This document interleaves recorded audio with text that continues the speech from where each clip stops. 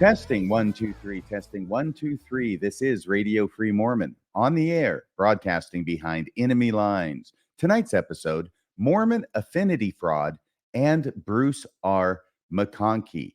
This is a bit of a follow-up to the last episode, which involved Bruce R. McConkie and his dealings with BYU religion professor George W. Pace back in 1980 and 1981. As you may recall from that episode, I was doing some research on Bruce R. McConkie, and I found a section in his Wikipedia article that talked about a fraud slash scam that he was involved in as a vice president back in the 1960s. And I was quite surprised to see that. And I read the blurb from Wikipedia on last week's show. Well, in the interim, a number of things have happened. The first thing that happened is that Lynn Packer, yes, the nephew of Boyd K. Packer, the one who broke the Paul H. Dunn story, as well as other important stories. He's an investigative journalist par excellence. And what he did, Lynn Packer, was he forwarded to me a copy of an article that he wrote back in 1990. And it was an article that was published in a magazine. I think it was Holiday Utah or Utah Holiday Magazine. I have a slide with it on it here in a second. And it was written in 1990, and it covered some of the main episodes of Mormon Affinity fraud in Utah. And one of those episodes that he covered was the one involving Bruce R. McConkie. So there's a little more information in there about what was involved with Bruce R. McConkie and what Bruce R. McConkie was involved in, to put it chiastically. I'm going to get to that here in a second. I was also quite honored and flattered that in the comments section, I began receiving comments from members of George W. Pace's family. I received some comments from his daughter. I received a comment or two from a granddaughter or a grandchild. And I also received a number of comments from people who had been students of George W. Pace back in the day and what they wanted to say about their experience. So I've collected those comments, and I'm going to read those to you at the end of the show. On top of that, I'm going to relate to you two experiences that I have had as a member of the Church of Jesus Christ of Latter-day Saints with affinity fraud. Now, these are fortunately not stories that I got involved in and gave money to, but they're the next best thing. So let me tell you the first of those stories, okay? It was 2004, which is 20 years ago. It was the month of August, which is 20 years ago this month. Today's date, for the record, is August 23rd, 2024, that I'm recording this. The reason I can remember the month and day of August 2024 is because this happened on the day my youngest daughter was baptized. Her birthday is August 20th. She would have been 8 in 2004. And so almost certainly she was baptized the Saturday immediately after her birthday when she had turned 8, as is the custom. So we go to the baptism. I baptize her. She gets confirmed. Everything's great. There's a number of people who are present in the baptistry at the ward building where we attended. And one of the people who was there, it's customary to either have the bishop or one of his counselors present to show support from the bishopric. Well, the bishop couldn't make it, but one of his counselors did. This counselor's name is Bob, and I won't give the last name. I'll just leave it at Bob. He was a big guy, very, very nice, very jovial, very friendly. And what happened, much to my chagrin, is that immediately after the baptism, when we went back home, he invited himself over to our house. So we have this strange situation where we just baptized our youngest daughter, going home, and now a member of the bishopric is coming over to our house because he wants to talk to us about something. What he wants to talk to us doesn't end up being church related. It ends up being business related. And frankly, it ends up being scam related. It ends up being affinity fraud related. Now, Bob had somewhat of a reputation of running these kinds of fly-by-night, get-rich-quick schemes. Other people would call them scams. And when he came over to the house, here was the scam, or the offer, let's put it the business offer, that he proposed to us. He wanted to know if we wanted to invest $50,000 in his new business. Now, that's 50, 000, 0.00, $50,000. He was aware that I had come into some money because of a settlement with the county in which I lived. And that is its own involved story. It involves the time that I got fired from the prosecutor's office back in 1998. And that ended up being resolved. I ended up getting a bunch of money, and it was in the newspapers. So Bob certainly knew about it, not only from being a member of the bishopric, but also perusing the newspapers. It was kind of common knowledge that this was going on. And so what happens is he invites himself over to our house to give us this pitch and seeing if we want to invest $50,000 in his new business. What is his new business? Well, he has to have something. There has to be something to show to get people to invest. And if you're running a scam, it has to be the least difficult thing to come up with. If it's a real business, you've got a real business. You can show people the factories. You can show people the employees. You can show people the freaking product, right? Or at least what that product is supposed to be. He has a room that he had rented in a strip mall. And later on, he took us to that place, not that day, but later on.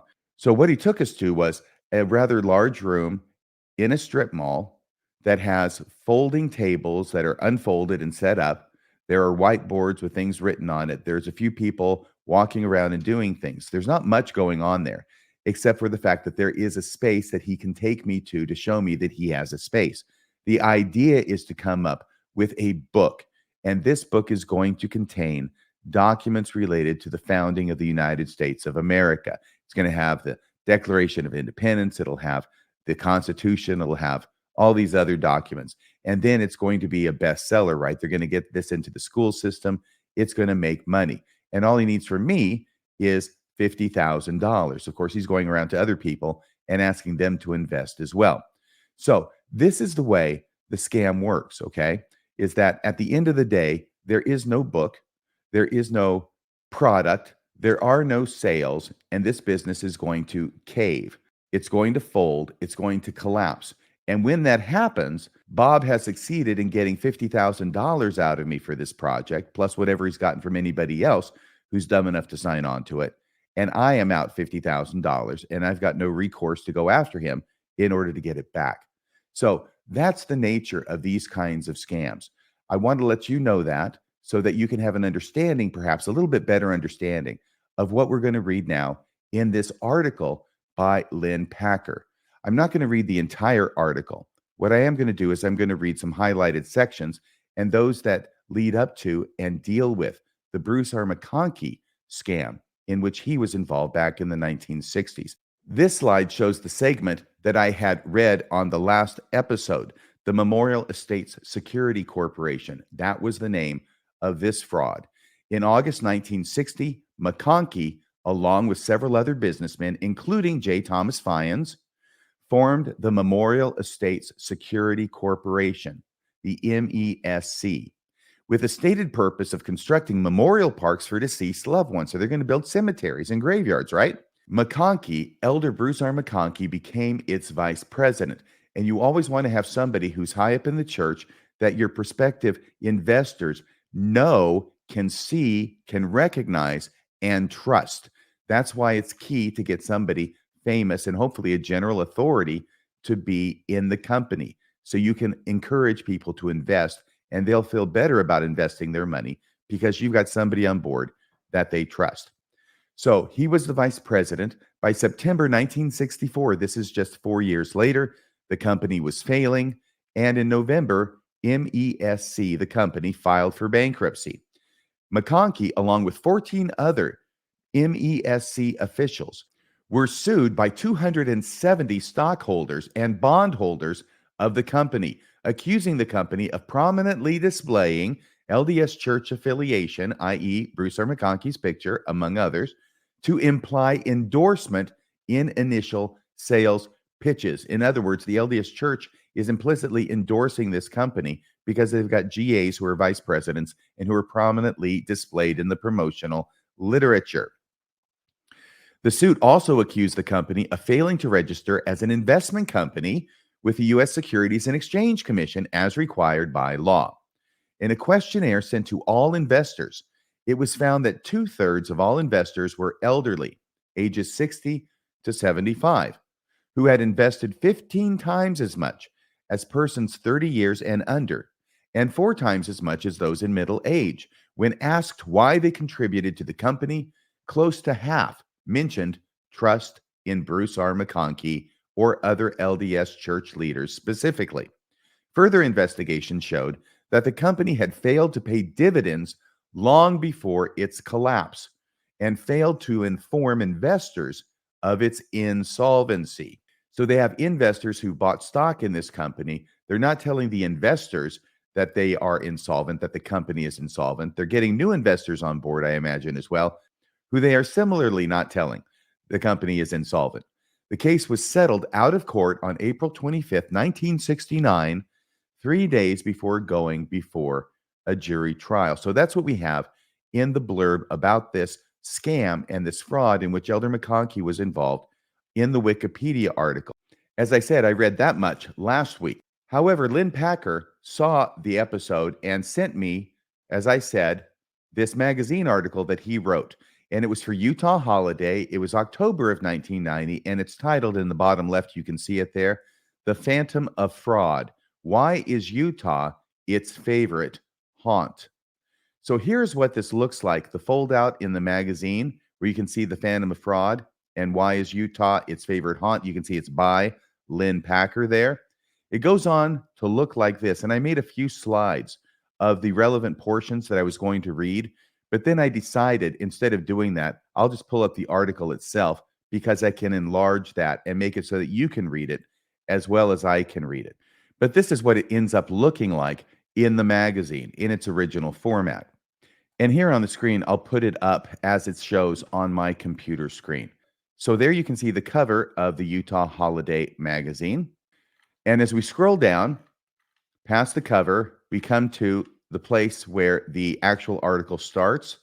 And it begins with an introduction, as most articles do. But we want to go down here to this part, which is highlighted in yellow. And we'll read this. Fraud capital reputation. As early as 1969, the Wall Street Journal called Salt Lake City a locus for shell operations. The August 15th article said, the shell game is the practice of companies or individuals purchasing the corporate shells of defunct concerns, then using the shells as holding companies for other assets. The advantage, said the journal, was that promoters could begin promoting stock by using a shell that is already incorporated, has shares outstanding, and provides a list of stockholders. It was an attractive route for easy money for unscrupulous promoters. Then in 1974, the infamous stock fraud capital moniker was awarded Salt Lake City in a page 1 Wall Street Journal article on February 25th, 1974. The headline, dubious distinction. Salt Lake City gains reputation for being a stock fraud center. The piece said, quote, con men flourish in a speculative atmosphere akin to that of the gambling fever in nearby Nevada. In that article, Salt Lake was designated stock fraud capital of the West. The U.S. title would come later. In other words, stock fraud of the entire United States. The next year, the journal reported from Los Angeles 5 persons indicted on fraud charges in bid to halt Salt Lake City shell game. A Los Angeles grand jury had indicted the 5, including a former FBI agent, in connection with 4 corporate shells they had acquired in Utah. The article said the indictments represented the first step in a new drive to clean up Utah shell games. Salt Lake City, said SEC Regional Administrator Gerald Bowles, B-O-L-Z, has been a pest hole of shell promoters and con men generally. Fortunately for the Salt Lake City Chamber of Commerce, pest hole never caught on, as did fraud capital. A humorous line there from Lynn Packer. Otherwise, Salt Lake City would now be referred to as the pest hole of the United States. The day after the journal article appeared, the Salt Lake Tribune reported that Utah's reputation as the shell game capital was not dying as fast as Utah officials might have expected. The Tribune noted that the Attorney General had created a white-collar crime unit, and the legislature 2 years before provided a way to bypass court action and administratively dissolve corporate shells. That's the problem. They got all these corporate shells out there that are defunct, but that can be resurrected, purchased, and used by these individuals, these con men, in order to perpetrate their scams. So they're looking for quicker ways to dissolve these corporate shells so they can't be bought up by con men for that purpose. But the 1974 task force failed to change Salt Lake's reputation. 1 decade later, Newsweek wrote, Utah, the land of the Mormons, has earned itself another name, the stock fraud capital of the nation. Business Week headlined, The Stock Fraud Capital Tries to Clean Up Its Act. Closer to home, LDS General Authority Elder Hugh Pinnock told business leaders Utah has been labeled the scam capital of the world. Now, remember Elder Hugh Pinnock's name here because that will be ironic and important later. A bank director, Hugh Pinnock, wondered aloud why Wasatch Front communities scored high nationally in loan delinquencies, check kiting, and other white-collar dishonesties. Governor Scott Matheson appointed a new securities task force, including Pinnock, in part to confront what experts were calling a Mormon connection to many of the schemes. As if in answer to Pinnock's wonderings, Business Week reported in a February 6, 1984 article that sources told them many church members are likely to accept without question an investment recommendation made by another Mormon. The article continued, hucksters try to exploit this tendency by trying to bring church officials into investor groups or by portraying themselves as good church-going Mormons. And United Press International quoted sources who said, major reasons for the success of scams in Utah are the highly organized, tightly knit structure and trust-oriented doctrines of the Mormon Church.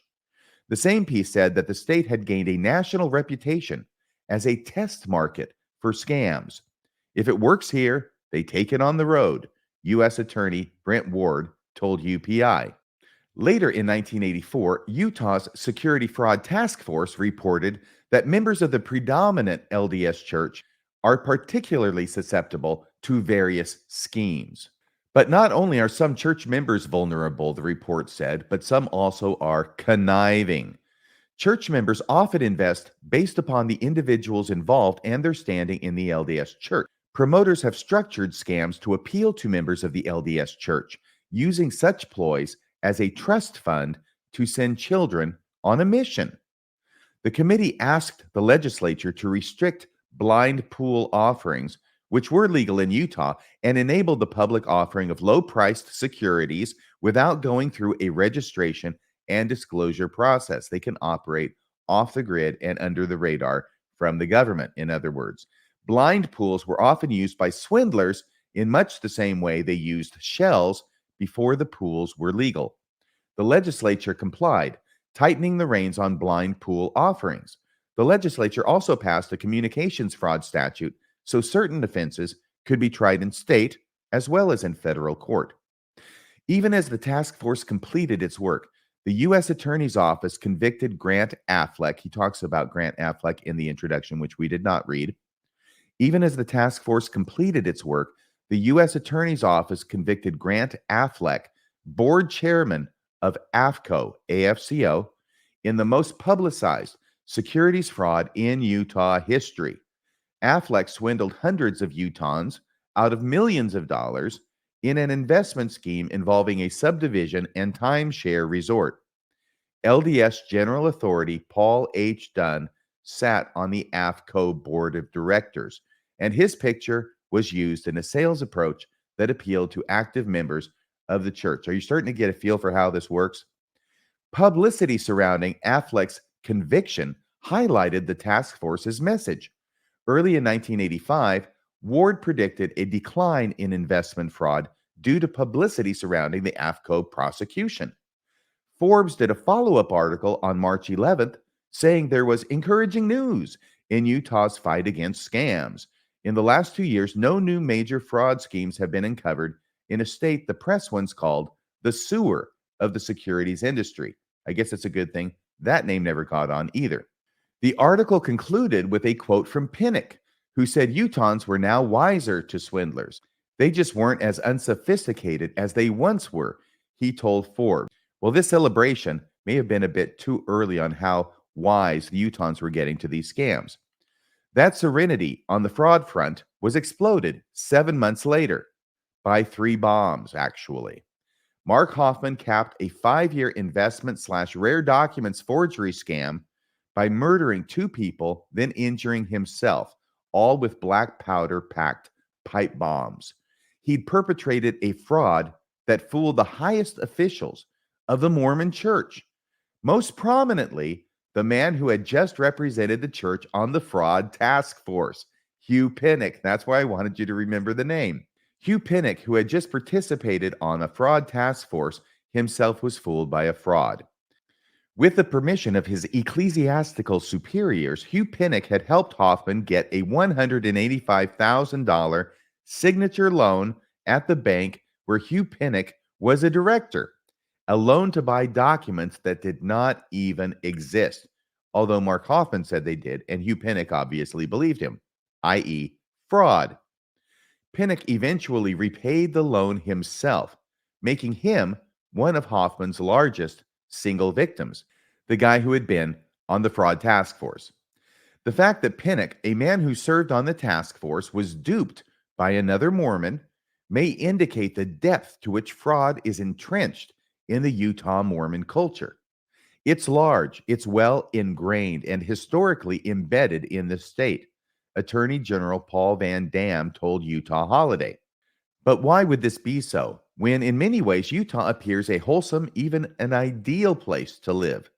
The Wall Street Journal, referring to Salt Lake City, said, "This stronghold of the Mormon Church, a city noted for its good works and moral zeal, is being revealed more and more as a den of a special kind of sin." One answer may be that this special kind of sin involves money, historically in short supply from the hard scrabble roots of church founder Joseph Smith on the rocky farms of New England to the unstable frontier economies to the government/church dependent Utah economy. Modern Mormons face unusual economic stresses due to the dual church emphasis on large families and high achievement. In addition, geographical grouping by wards means socioeconomic grouping as well. At church meetings and activities, Mormons frequently can compare their children, wardrobes, cars, minivans, campers, and boats. Under such pressure, does the siren song of quick money become almost irresistible? Does it inspire some general or local church leaders to meet an unspoken demand for get rich quick with too good to be true? And is a poor economy the cause or effect of investment failure? Now, Lynn Packer goes back to the beginning of the church and starts to list out in detail, in abbreviated form, some of the major scams that have gone on in church history. I'm not going to go through all of those because I want to get to the Bruce R. McConkie incident, but I will read the first part of this next section titled Fleecing God's Sheep. It states, "The phantom footprints of members fleecing members can be tracked through time, nearly to the day worshipers organize themselves economically. Only an instance or two from each era can be cited here." And then he goes back to 1836 and the Kirtland Bank fiasco, and then brings us up to date. Remember, this article was written in 1990. So let's scroll down a little bit, shall we? Here we go. This scam was called the Deseret Mortuary Company, Inc. Now, this is not the one that Bruce R. McConkie was involved in. The Memorial Estate Security Corporation, that's the one that Bruce R. McConkie was involved in. And notice how that one starts in a near historical rerun in 1960. That's why I want to read to you the fraud before, because it helps us understand the fraud that Bruce R. McConkie was in that was a near rerun, as Lynn Packer says. So Deseret Mortuary Company, Inc., here's what happened there. By that time, moneyed schemes had diversified. In 1925, for instance, Salt Lake undertaker Charles S. Merrill introduced a novel approach purported to lower the high cost of burials. He founded the Deseret Mortuary Company, whose salesmen marketed burial certificates that entitled the bearer to a funeral for cost plus 10%. Apostle George Albert Smith's brother, Winslow, was a founding director and the apostle's son-in-law, George O. Eliot, sold burial certificates. Business boomed. By 1929, more than 5,000 certificates had been sold to districts in Utah, Montana, Oregon, and Idaho. George Albert Smith was among the purchasers. 7 years later, in 1932, Deseret Mortuary was placed in receivership, and the certificates became worthless. So all of the people who had bought these certificates that entitled them to burial for the cost of a funeral plus 10%, now they have nothing except these worthless pieces of paper called certificates. John Skola, Skola, a Czechoslovakian immigrant who had invested $30,000 in the company, and that was a lot of money back then, brought a civil action against Merrill to have his stock purchases rescinded. And in Montana, a federal grand jury indicted Merrill, Winslow Smith, George Eliot, and 3 others on fraud charges. Skola, the investor, had accumulated some wealth producing animal byproducts. During the Depression, $30,000 in savings was impressive. According to U.S. federal court records, Skola alleged that Charles Merrill approached him one day while Skola was cleaning his pig pens and told him, "You come behind the hog pen and I will show you how to make lots of money." Merrill allegedly offered to sell Skola 20,000 shares of Deseret Mortuary for $1.50 a share, claiming the $30,000 investment would be worth $60,000 in a year. "You cannot lose anything," Merrill reportedly said. "The church is behind it. We have so many church officials." Period. End of quote from Merrill. Now, obviously, this version of the story is coming from Skola, who lost the $30,000 he had invested. This is what he says happened with Merrill taking him out behind the hog pen, making these representations about fabulous wealth increases. And this is something also that goes along with these scams. Generally, they're going to promise massive wealth increase on the investment over and above what typical stocks are making at the time. So you really want to get on board this at the ground floor so you can make a ton of money as well. Skola claimed he was shown a book with the names and pictures of church officials who Merrill claimed were connected with the company. And of course, these would include George Albert Smith, who himself purchased a certificate, may have purchased stock in the company as well. And also George Albert Smith's brother and son-in-law, who are officers in this company. Yes, this is done in order to get people to invest, to trust in this company. Merrill, however, denied meeting Skola at his home and said salesmen were given a list of prominent men, including many high officials of the church, after Skola had completed his particular deal.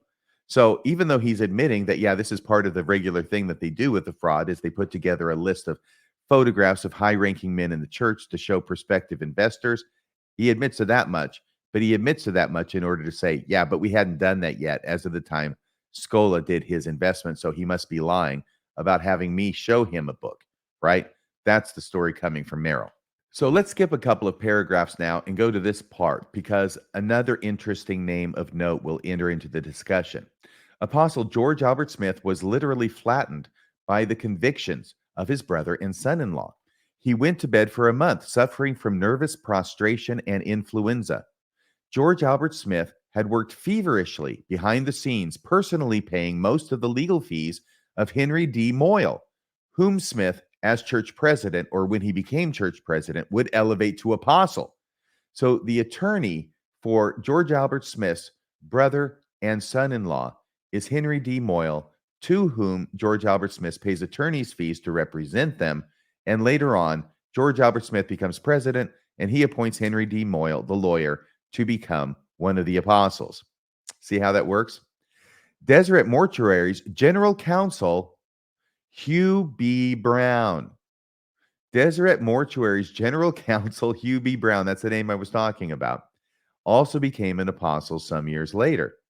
Okay, I'm going to skip the rest of the article on that particular 1920s fraud that was called Deseret Mortuary Company and bring us down now to the fraud that concerns us, Memorial Estate Security Corporation.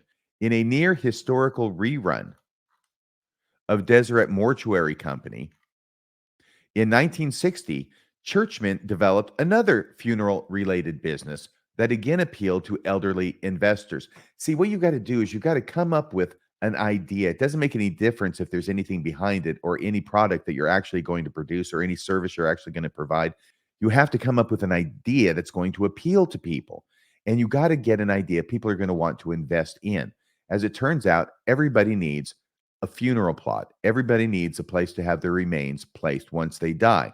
And this is going to appeal more to elderly people by nature than to younger people. And fortunately, the elderly people have had a lifetime to save money and accumulate in savings accounts so they have more money to invest. So this is a good scheme, this idea of selling burial plots.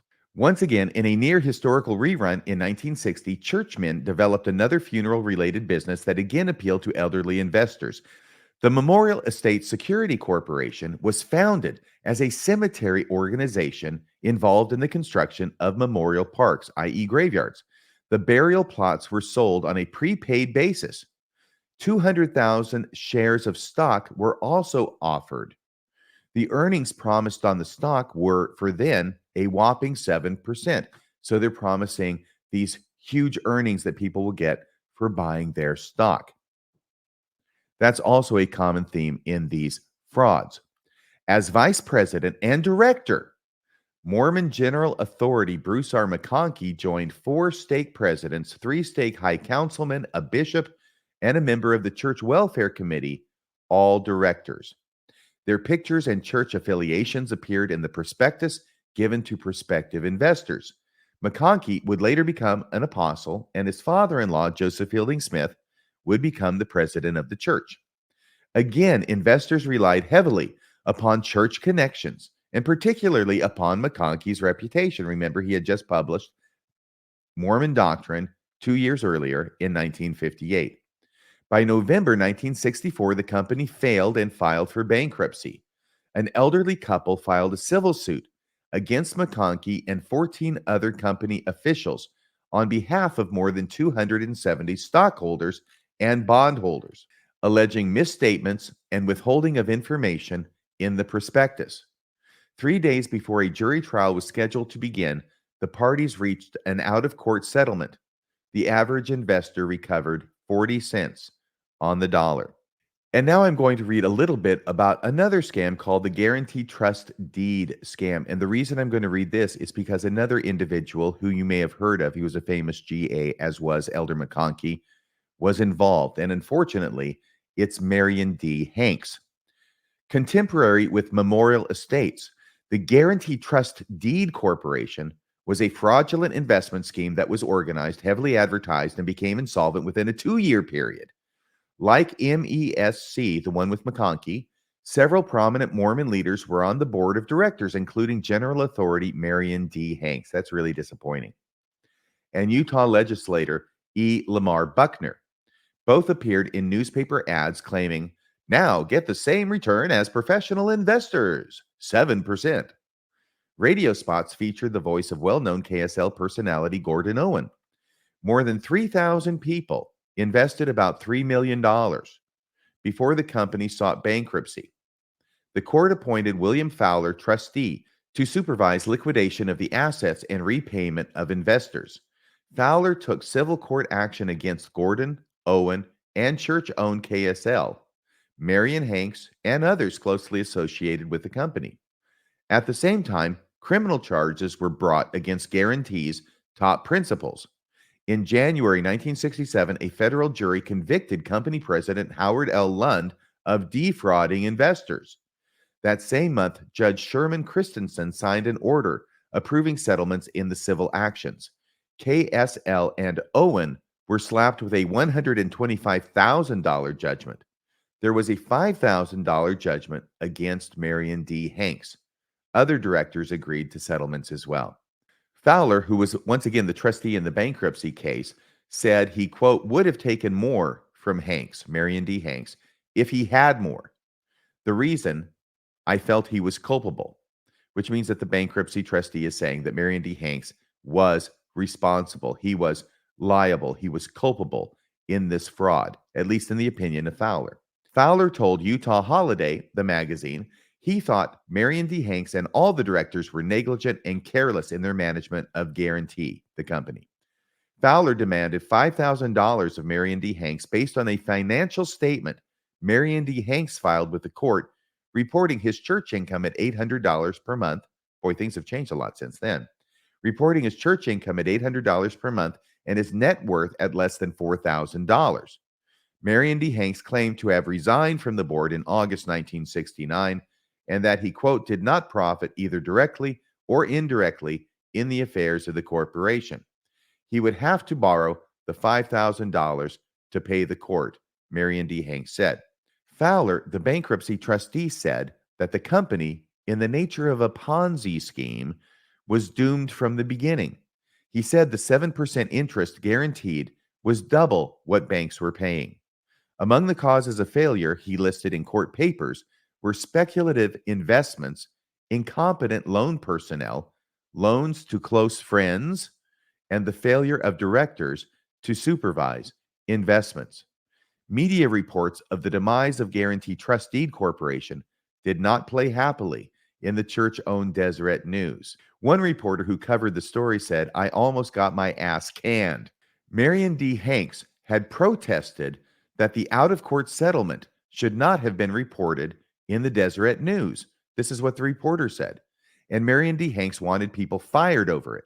However, editors determined the story was factual and no one was fired. And finally, this postscript. Because the Guaranty Trust Deed, that's the one with Marion D. Hanks, and Memorial Estates frauds, that's the one with Bruce R. McConkie, were contemporary, two members of the First Council of 70, elders Hanks, Marion D. Hanks, and McConkie, Bruce R. McConkie, hit hot water at the same time. In rapid succession, in 1969, the first presidency called Bruce R. McConkie to preside over the South Australian mission and Marion D. Hanks to head the British mission. The wheels of justice grind so slowly, however, that both had returned by the time civil litigation for their respective companies peaked. So it seems that the LDS Church is not above helping out general authorities or other people that they consider special and privileged out of hot water by calling them as mission presidents and then sending them to places that are very far away from the scene of the crime. So that's all I'm going to read from this particular article. I'll take it off the screen now. And let's go back to our slides, shall we? Okay, so here's the slides. That was the last of the article. Here's a picture of Bruce R. McConkie with his wife, who was the daughter of Joseph Fielding Smith, and their 4 children. You can tell it's somewhat of an older picture. And the final slide on this particular subject relating to this fraud in which Bruce R. McConkie was involved is this, which is somewhat appropriate since it's his headstone, and he was a vice president in a now defunct fraudulent company allegedly selling burial plots. So there he is with his wife, Amelia. Bruce Red McConkie, born July 29th, 1915, and passed away on April 19th, 1985, not long after he gave his somewhat famous, but definitely last, General Conference talk.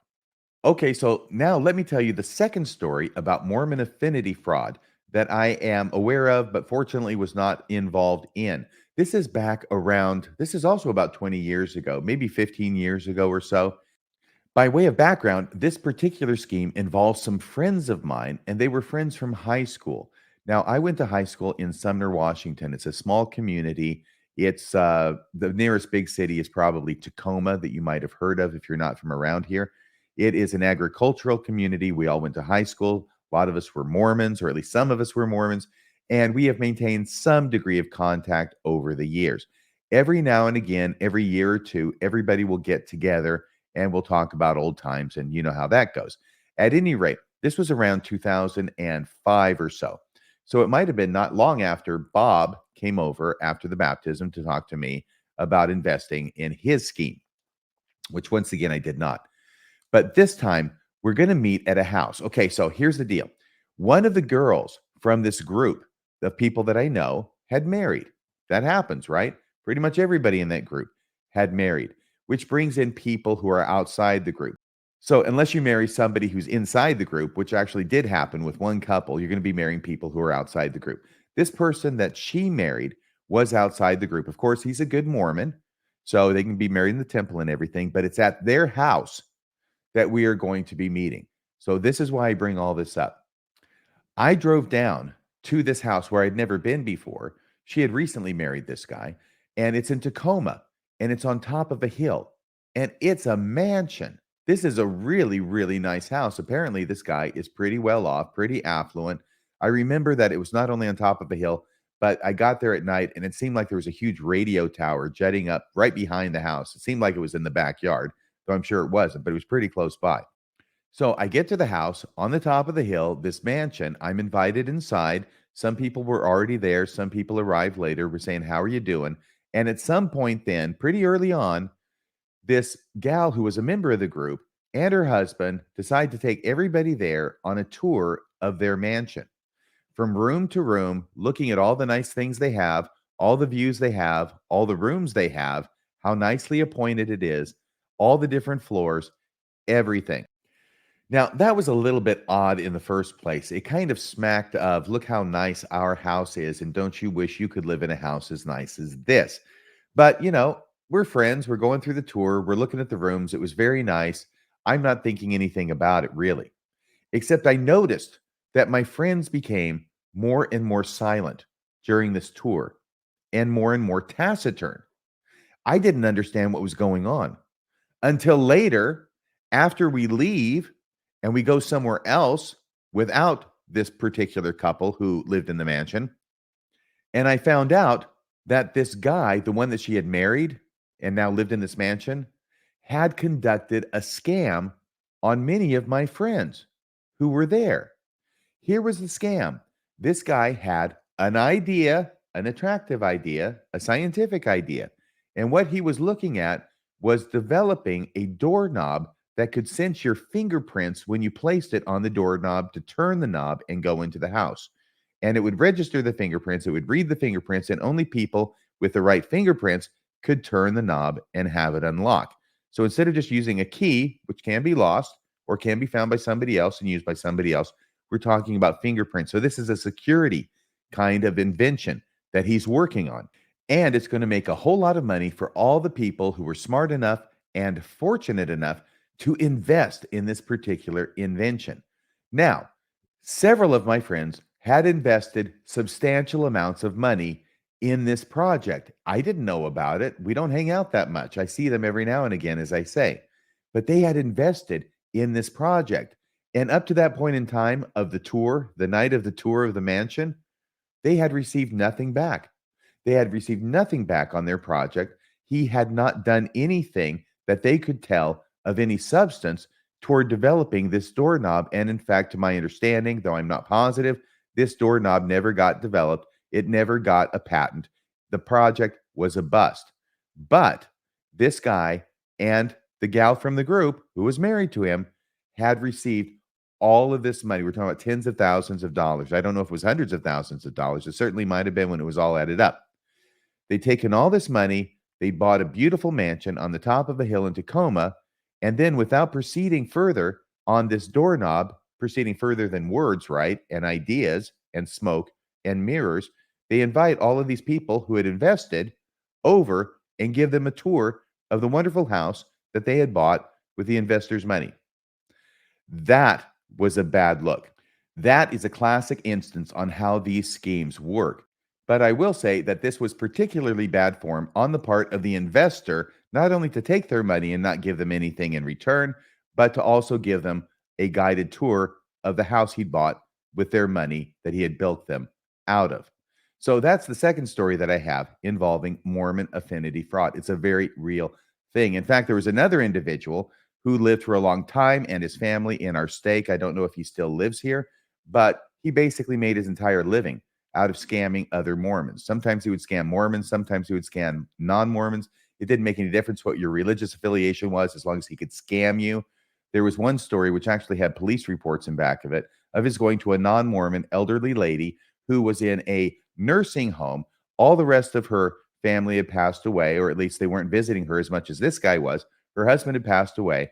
And so Mr. Scammer, or I should say Brother Scammer, made a point of visiting her regularly, developing this relationship of trust, right? And then got her to invest in all of these different investments that this guy, the scammer, was telling her she should invest in to make ungodly amounts of money, right? There were no investments. All he would do was gin up some kind of investment sheet with the names of different investments, different amounts next to it, and would show her that all of her investments were increasing at a prodigious rate. But it never amounted to any money coming to her. It's just pieces of paper showing it to her. And then finally she passes away. And guess who keeps all the money? Well, the guy who scammed it out of her under false pretenses, who was never intending on giving it back to her at all, and certainly was never going to invest it. It's all a scam. By the way, by the time this came to the attention of the authorities, the statute of limitations of 3 years had passed. So he got off of that one scot-free, as well as a number of other things. Okay, having said all of that, now the final part of this podcast, I want to go to viewer comments from the last podcast about George W. Pace.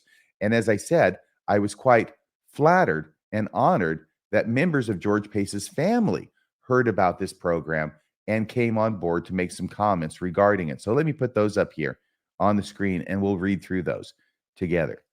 Yes, there's Bruce R. McConkie, the hymn writer, very famous hymn writer. We talked about that last week. So this first comment that I've collected is from a person who identifies herself as Shinola Palmer 1176. And this is what she has to say. George Pace is my dad. This episode meant so much to me. Thank you, RFM, for recognizing the emotional pain this incident has caused our family. I was 15 when this happened. I didn't really understand what was going on. I do remember hearing my father weep from the depths of his soul in his bedroom. I knew he was in deep pain. Now, as a 59-year-old, I am starting to really understand the impact this has had on our family, including the grandchildren. Some of us have stepped away from this church that does not insist that the leaders be accountable for the pain they have caused and do cause individuals and families. A few of us have stayed in the church. Our love for our Father is deep. Our parents did the best they could. My dad was such a loving person. Oh my gosh, I didn't include that entirety. Let me go to the YouTube. I'm going to go to YouTube and find the rest of that and I'll read it to you. Here it is. I have it in front of me now. It says, my dad was such a loving person and strived to live a Christ-like life till the end. He was put in an impossible predicament. Thank you from the bottom of my heart for your kindness toward our family in sharing this tragic, painful story. He talked about the McConkie affair with sadness and confusion until the end. He died at age 91. That's the end of that comment. Thank you so much for coming on Radio Free Mormon and posting that comment. As I say, I am flattered and honored that you would do so. And I'm glad that you got to hear, at least me, tell the story about your dad and this incident that occurred between him and Elder Bruce R. McConkie. So let me go to the next slide. The next slide says this: George W. Pace, was my grandpa. This is from Jessica Thurston, 6494. George was my grandpa. He passed away in 2020, so just 4 years ago at the age of 91. Thank you for highlighting this incident. Thank you for reading my uncle's essay. That would be David, George W. Pace's son and this grandchild's uncle. Thank you for reading my uncle's essay. It makes me cry every time, too. This next comment is from Angie Peterson, and she writes, George Pace was one of 3 memorable professors for my 4-year stint at BYU. Pace was the real deal. Such a friend, respectful, and brilliant teacher.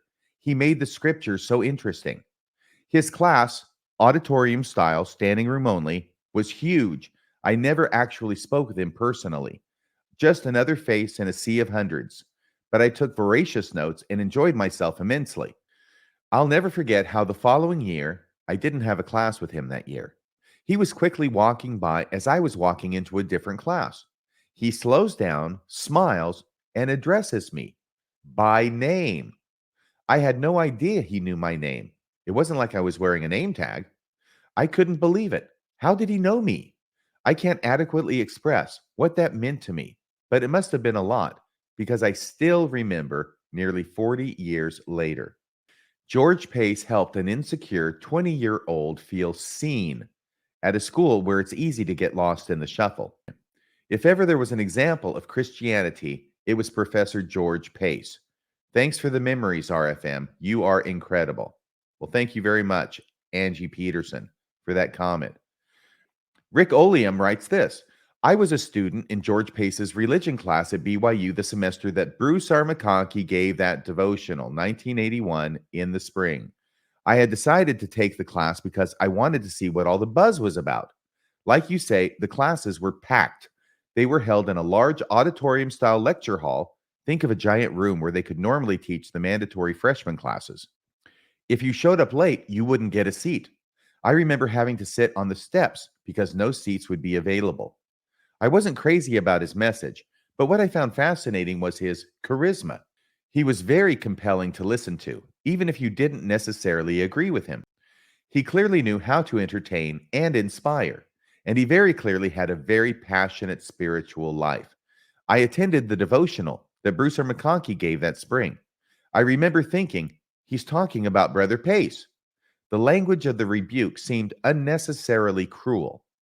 The next day was my religion class with Brother Pace, and the first thing he said was, I want everyone to know that I support the brethren. My theory is that his personal charisma and ability to inspire crowds engendered jealousy among the brethren, both on a personal level, e.g., petty anger that so many people find this guy more inspiring than the brethren, and on an institutional level, someone with this kind of following is potentially threatening to the authority of the brethren. So they brought the hammer down. Anyway, great episode. I hadn't read David's essay before, but that was beautiful, and your performance of it was moving. Well, thank you so much for that. Rick Oleum, it's easy to perform well when you've got such great material, and that essay was fantastic. I agree with you. Scooter58 writes, thanks, RFM, for reading David Pace's beautiful, heartfelt essay. I'd never heard it before. I took 2 religion classes from George Pace in 1978. The first class focused on developing a personal relationship with Jesus Christ. I took the class to heart and prayed at least 20 minutes every day. That is where I learned to truly pray to a heavenly Father. At no time did I feel I was worshiping Jesus Christ, nor had I ever heard Brother Pace encourage me to do so. Yes, that was a canard, wasn't it? I was praying to the Father, but in the name of Jesus Christ, which I took to mean through Jesus Christ, our intermediary with the Father. It was life-changing as far as my spiritual growth was concerned. I was disappointed that the second class was pretty much a repeat of the first, as I had hoped for something different. I've thought often about that public rebuke by Bruce R. McConkie. Looking back, it was probably one of the first cracks in my testimony, realizing that the brethren could be jealous and petty, or in other words, human. I felt it was a very cruel thing to do to another faithful member of the church, warranted or not. Thank you for recognizing Brother Pace. In this LDS era of worshiping Jesus Christ, I wonder what the brethren would say now. And another commenter says, as a post-Mormon mountain climber who had a special connection with his BYU religion professor, this was beautiful, and his son's essay shows he got his father's talent with words. Between this episode and Mormonism Live's lost 116 pages, you knocked it out of the park this week. Thank you very much. I'm privileged to be a monthly donor, and thank you very much for that as well. Next Step writes, George Pace was my Book of Mormon professor in 1986, so this is after the rebuke. I vividly remember his mountain prayer stories. I felt like a naive outsider, unable to be spiritually uplifted from his presentation style, like a Brad Wilcox of today. Nonetheless, the content that he taught regarding effort in prayer to know Jesus Christ has gratefully always stayed with me. I was unaware of the McConkie incident. Thank you for sharing, as it helps me reconsider my earlier experiences as his student. On another note, this is perhaps my favorite episode that I have heard. Thank you very much. You've shared a tender trait where light cannot be contained as it finds a way through the fissures in an otherwise determined soul. So thank you for writing that. Next Step. Carrie Holyoke writes, George Pace was our branch president at the LTM, that's the Language Training Mission, back in 1975. I remember him best for encouraging us to pray out loud and for arm wrestling with the elders. When I briefly lived in Utah in the early 1980s, I heard that he got in some kind of trouble, but saw that he was still teaching class. Thank you for this episode, especially for the essay by his son. Then Susie Sylvania writes, one of my favorite episodes you've done. Thank you for clearing up some confusion I've had about our weird way of having Christ in our lives. For my 45 years since seminary, I was clueless to this whole story. Hatchification writes, how exquisitely painful. I was so afraid that the crew on the porch that night in the essay by David Pace that I read, I was so afraid that the crew on the porch that night were just as likely to hear a gunshot blast as see an innocent flashing light. I suppose the fact that they discussed the debacle often and openly helped to keep the devastation below such a tragic level as that. The metaphors of his father's continuous climbing and unrequited silent need to satisfy his soul with the Mormon Jesus was the worst of all. Many of us who have given the lion's share of our years in this life to the same empty end can strongly relate. Thank you for sharing this piece of writing. I'm sure Bruce R. McConkie has been duly corrected. At least we can hope. I think that means post-mortally, duly corrected. Thanks for that hatchification. Another listener comments, this podcast reminded me of your father's tribute podcast. I remember thinking that was my favorite. Now this one feels like my favorite. I'm not sure. Thank you for this episode. It was so incredible, maybe because of all that is felt from what isn't said. I wanted to include this comment because I thought that captured it so nicely, especially about David Pace's essay. All that is felt from what isn't said. Yeah, I think that summarizes it really nicely. Jenna Simon says, thank you, RFM. George Pace is my grandfather. McConkie was a pompous ass, petty and jealous, and his words deeply damaged my grandfather. Thank you for defending him. We're certainly welcome, Jenna Simon, for that, and thank you for writing. Glenn Hale writes, immediately after the Bruce R. McConkie devotional at BYU, I hurried to my obligatory religion class. My teacher was George Pace. The class was held in the classroom building south of the library and held a large number of students. The room was packed when Brother Pace arrived. What would he say? As best I can remember, and with a sober and solemn tone, he said, I sustain the apostles as the Savior's representatives on earth and accept the correction spoken today. Then he went on with his lesson. His rhetoric, absent previously used references to the personal relationship with Jesus for which Brother Pace was famous. I always wondered why the beatdown could not have occurred in private first. Instead, he was blindsided and visibly distressed, knowing that his interpretations were publicly rejected as if God himself had addressed the student body. Yes, Glenn Hale, one of my questions, and I think I enunciated it in the last podcast too. There is no evidence that Bruce and McConkie, before or after the public rebukes, or even during them, ever once reached out to make personal contact with George W. Pace. Any way you slice it, even if you agree with Bruce R. McConkie's position about the doctrine here, and that's kind of strange too, and we'll get to that in a second. But even if you agree that he was correct, why did he do it this way? It was so over the top, it was so ham-fisted, and it was so unnecessarily cruel for him to do that. And making it only worse is that this is being done by a person who is sustained by millions as being an apostle of Jesus Christ and a special witness of Jesus Christ. Yes, it does make reason stare, doesn't it, Glenn Hale? Good comment. Thank you. Sally Jackson writes, I took a Book of Mormon class from Glenn L. Pace in 1983. I got really judgmental of him as the rumor mill worked its magic. That's part of the fallout from this. That George Pace and his family suffered was all the rumors that were spreading about why it was that he was being treated this way by an apostle and released from his calling as a stake president. Sally Jackson goes on, so regretful for their family. Thanks for telling the truth once again. Well, you're welcome, Sally Jackson. Paul Toscano wrote in. He made a comment. He also called me. I think it was later that night after the show. It might have been while the show was going on. but I returned the call. I left him a message. He left me a message. We haven't talked about this specifically, but here's the comment that he left on last week's episode. This story is only one about which I am personally familiar that serves as evidence that the LDS apostles are the worst in the history of Christianity. They are often in error, but never in doubt. Wow, that's definitely quotable. They are often in error, but never in doubt. Somebody make a sampler out of that. It'll sell like hotcakes at your local Deseret bookstore, I'm sure.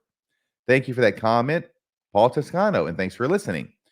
Boys Are Us. Is that what that says? Boys Are Us? Oh. Boys Are Us says, I was at USU, Utah State University, when Bruce R. came to talk at state conference. He said there were fellow students south of here, which sounds like where Provo and BYU are. He said there were fellow students south of here who were worshiping Jesus Christ in order to gain a closer relationship, blah, blah, blah. I am getting old, but I remember specifically Bruce R. telling us Aggies, we only worship Heavenly Father. So he took that tour on the road. It wasn't just at BYU where he made that speech in March of 1981. He apparently told it to other students in other universities on other dates. Thanks for writing that, Boys Are Us. Boyd writes, from the church website, who do Mormons worship? Mormons, more properly referred to as Latter-day Saints or members of the Church of Jesus Christ of Latter-day Saints, worship God the Father and his Son, Jesus Christ. Oh my gosh, it's worse than just a youth concert. They actually have it on the church website. Who do Mormons worship? Well, today they worship God the Father and his Son, Jesus Christ. Back in 1981, no, they didn't worship Jesus Christ, and Bruce R. McConkie saw to that. We only worshiped God the Father back then. Thanks for that research, Boyd. Great comment. And here are 3 comments that have to do with the one hymn that Bruce R. McConkie wrote. He actually, I think, wrote it as a poem. It got set to music, and it got introduced into the hymn book back in 1985. I think that was the last new hymn book they had. Once again, let's talk about Bruce R. McConkie, hymn writer, right? So let's go now to these 3 comments, which all have to do with the lyrics of the hymn that Bruce R. McConkie himself wrote. Bruce R. McConkie, spelled K-Y, writes, why does I believe in Christ, that's the name of the hymn, include the line, I believe in Christ, my Lord, my God. My feet he plants on gospel sod. I'll worship him with all my might. Period. End of quote. Those are in the lyrics of the hymn that Bruce R. McConkie wrote. He wrote, I'll worship him with all my might in talking about Jesus Christ. What on earth is going on? Jamie Fair writes, so he's listed only as a hymn writer, yet the one hymn attributed to him says, I'll worship Christ with all my might. And the Christ there is in brackets. And then he has the stones to publicly throw somebody under the bus. First of all, I don't understand how nobody pointed out the hypocrisy at the time. But second of all, just bless his heart. Well, the hypocrisy would have been hard to point out at the time because, as I say, he may have written this poem at some point, but it wasn't published to my knowledge until 1985 when it got introduced into the new hymn book that year. I think it was 85, could have been 86, but it was several years after this incident occurred in 1981. So that's probably why nobody pointed out the hypocrisy before, but several people are pointing out that hypocrisy now. Bruce R. McConkie with a Y, Jamie Fair is pointing it out, and also C.L. Toby writes in with a similar comment. This was an amazing episode, RFM. Thank you very much. But I am very confused. Didn't Bruce R. McConkie write these lyrics? I believe in Christ, my Lord, my God, my feet he plants on gospel sod. I'll worship him with all my might. He is the source of truth and light. And then C.L. Toby concludes, what am I missing here?